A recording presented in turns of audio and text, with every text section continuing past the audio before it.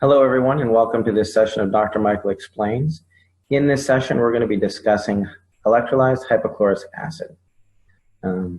It easily is one of the most significant sterilants that I have personally discovered.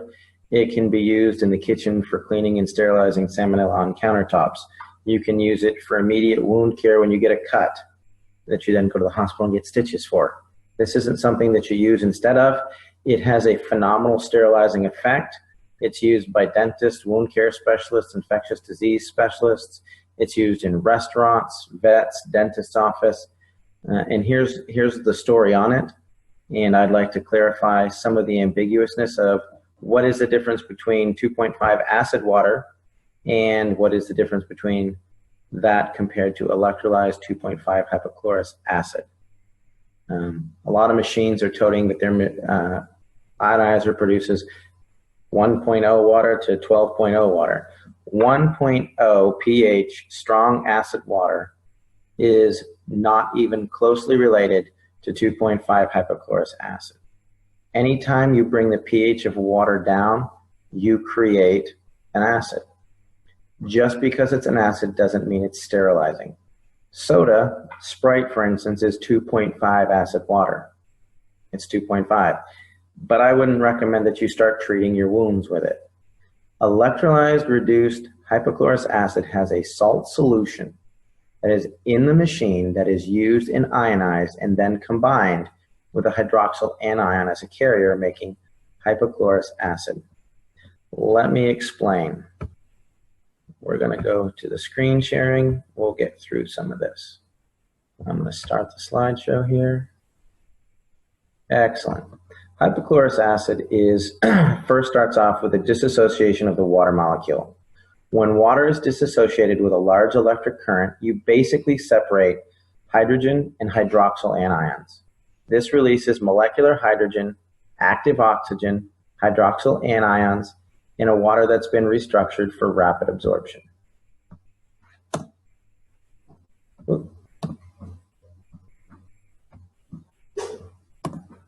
Hypochlorous acid is a weak acid with a chemical formula of HOCl. It basically forms when chlorine dissolves in water. It's the basis and premise for bleach type stuff. However, electrolyzed hypochlorous acid is done in the presence of an electric current. It cannot be isolated in a pure form due to its rapid equilibration with its precursors, basically salt water, and it works as an oxidizer. If you take water, which is H2O, add salt solution, NaCl, in the presence of a strong electric charge, you're going to get 2.5 hypochlorous acid. This can be used in a number of ways for a number of reasons. Basically, what it does is it converts alkenes to chlorohydrins. Some people would say it denatures proteins, it breaks down cell membranes. Basically, if it's an infectious organism, it can destroy it pretty quickly. The best part about hypochlorous acid is that it naturally occurs in the body and it's generated in the neutrophils. That's actually part of where they discovered it. It destroys bacteria, the invading bacteria in a system. And it has a biochemical agent that actually initiates the clotting process. Therefore, it makes it ideal for initial wound care. If you get a cut and you put hypochlorous acid on it, it's going to sterilize the area and initiate the clotting response. It's so effective that recent studies are actually underway testing the efficacy of using this to treat necrotic wounds. Infections, things like that, are totally resistant to current levels of antibiotics. A lot of the initial results are very promising. That doesn't mean that this is all you need. It just means that it's gaining knowledge and acceptability in the professional industry for wound care and infectious disease. It started off in 2009 with the FDA approval of electrolyzed hypochlorous acid, where it was cleared as a sterilant for reusable and durable medical and dental devices. Basically, it'll kill whatever's on it and make it usable again.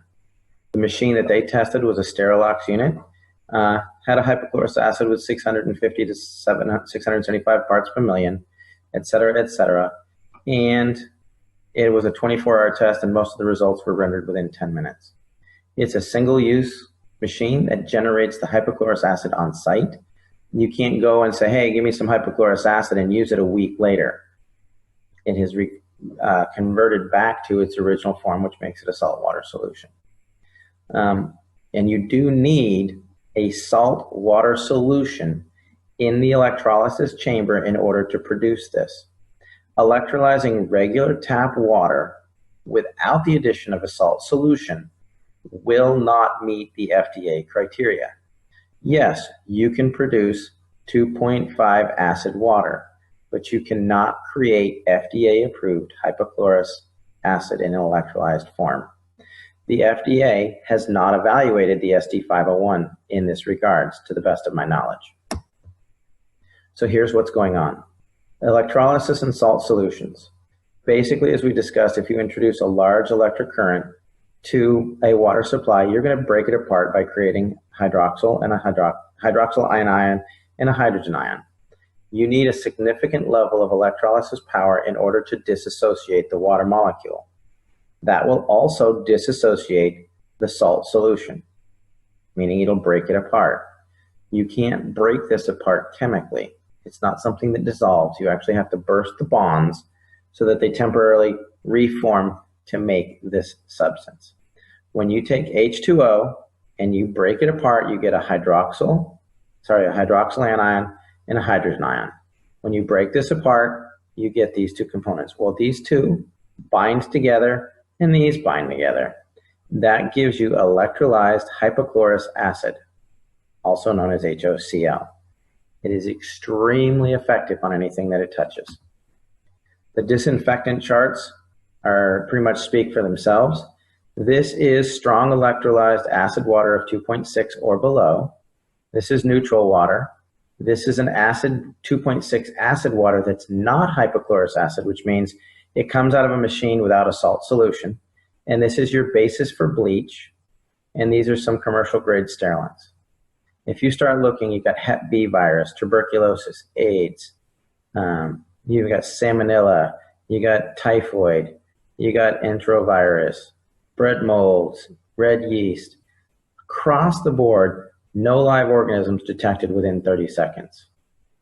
Even tuberculosis, no live organisms within 30 seconds. Neutral water, nothing. Acid water, nothing. Bleach, nothing. Wasn't effective, didn't get it killed. And you can see that's a very effective statement to come across something that is that effective across the boards. And that's because of the nature of what it does.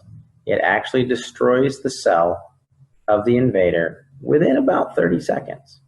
That way, a lot of times when you take antibiotics, you have to take them for days and days and days and days. Otherwise, you've just, quote unquote, fed the bug to make it a super bug. This one just kills it on contact. Now, admittedly, you're not going to take 2.5 electrolyzed acid water and drink it to try and kill an intestinal virus. You don't want to drink this. It is superficial. It is for wound care on the external surfaces. It is for hands, fingers, feet. If you get a cut, it's great.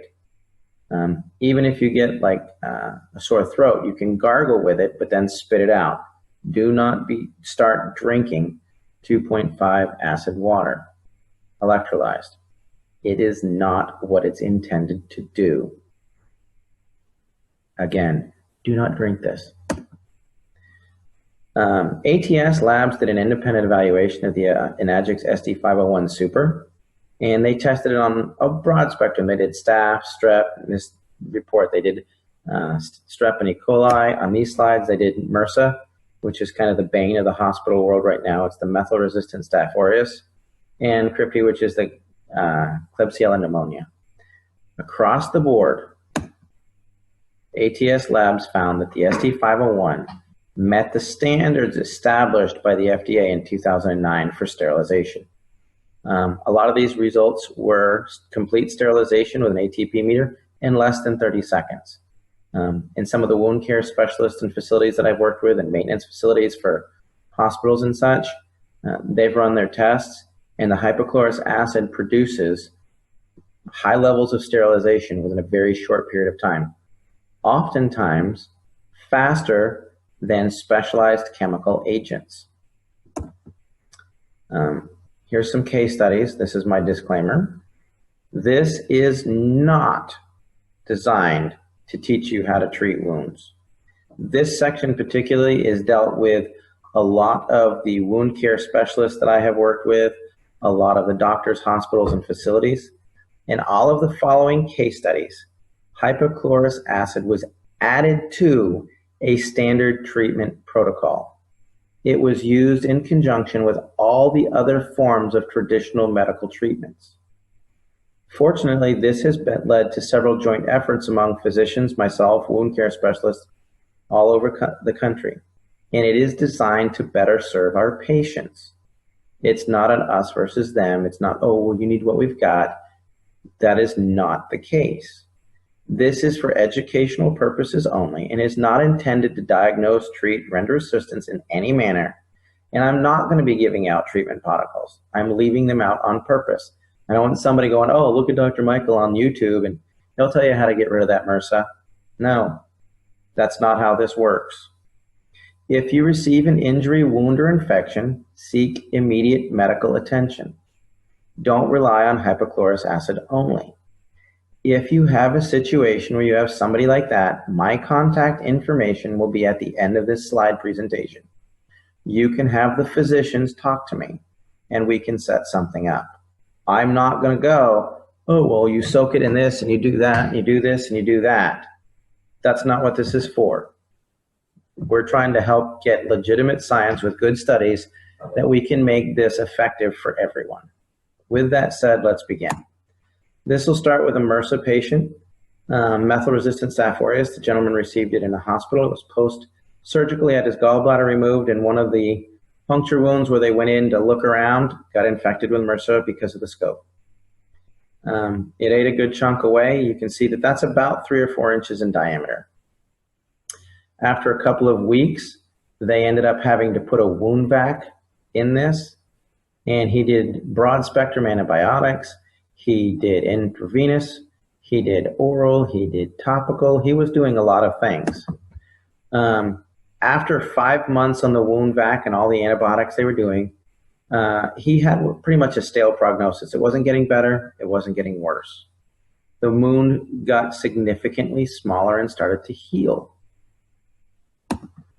Within 7 days of treatment with the hypochlorous acid, it measured half the size.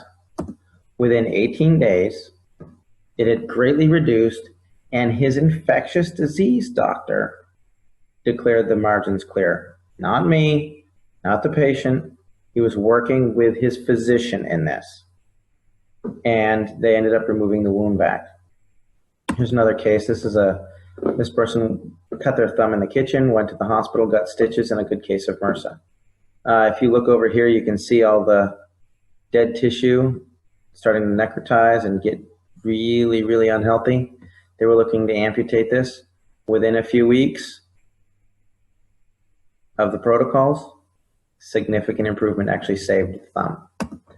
Same thing here. This was a gangrenous finger, and using the 2.5 hypochlorous water, this gentleman was actually looking to have the finger amputated, and within 6 weeks, it was within a margin that he had full function. This person had diabetic ulcerations in the foot that had been there for years, began the protocols, and again, area started to clear up. This is my accident-prone son. He cut his leg taking the trash out and banged his head on a pipe playing outside. We used it for immediate sterilization. You can see he went and got stitches, but the area cleaned up. It healed really well. This is another client of ours. She actually fell off a ladder, and you can see that's a pretty nasty wound. Went to the hospital. They got it all taken care of. She used the hypochlorous acid pre and post stitches. She used it every day to keep the wound clear of infection. And you can see on this picture here, you can just see the faintest line. The doctor did an exceptional job stitching it up. We followed the doctor's protocols to a T, and it turned out really, really well for her. Again, this is another reason why I personally feel that the SD501 is the best electrolyzed reduced water machine on the market. Many of you know about my daughter Skylar. If you don't, there's a Dr. Michael Explains the Magic of Skywater. It's out on YouTube. It was the only ionizer that actually worked for her. This machine produces 7 types of highly bioavailable water. It is endorsed by thousands of doctors and used in hospitals all over the world. The drinking water it creates produces molecular hydrogen, active oxygen, and antioxidants.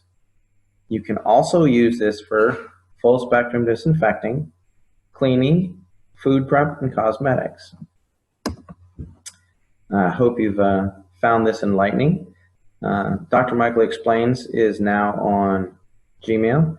If you're considering any type of water ionizer, I've assembled a detailed scientific explanation that pretty much separates all the facts from the sales and marketing fiction. Soon to be released will be Dr. Michael Explains the Competition.